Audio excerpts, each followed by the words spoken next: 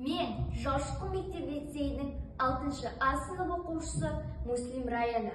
Абай Құнанбайұлы өлең сөздің патшасы, сөз тарасы. Өлең сөздің патшасы, сөз тарасы. Қиыннан қиыстырар ерданасы. Тілге жеңіл жүрекке жылы тиіп, теп-тегіс жұмыр келсін айналасы. Бөтен сөзбен болғанса сөз арасы, ол ақынның білімсіз бишарасы. Айтушы мен тыңдаушы көбін адам, ол жұрттың сөз танымас бір парасы. Әуелі аят хадис сөздің басы, қосарлы бәйт мысал келді арасы. Қисыны мен қызықты болмаса сөз, неге айтсын пайғамбармен онауласы. Мешіттің құтпа оқыған ғұламасы, мүнәжат уәлилердің зарналасы.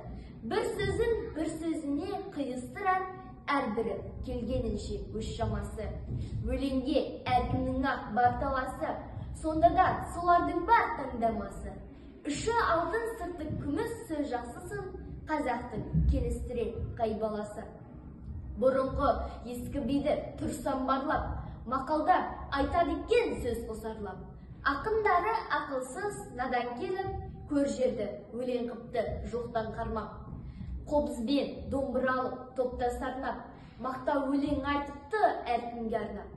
Әр елден өлеңменен қайыр тілеп, кетірген сөз қадірін жұртты шарлап. Мал үшін тілін безеп, жанын жолдап, мал сұрап біреуді алдап, біреуді арбап. Жат елден қайыршылық қылып жүріп, өз елін бай деп мақтап, құдай қарғап. Қайда бай мақтаншаққа барған таңдап, жисада бай болмапты қанша малдап. Қазаққа өлең деген бір қадірсіз, бұл жырақ көрінеді солардан да.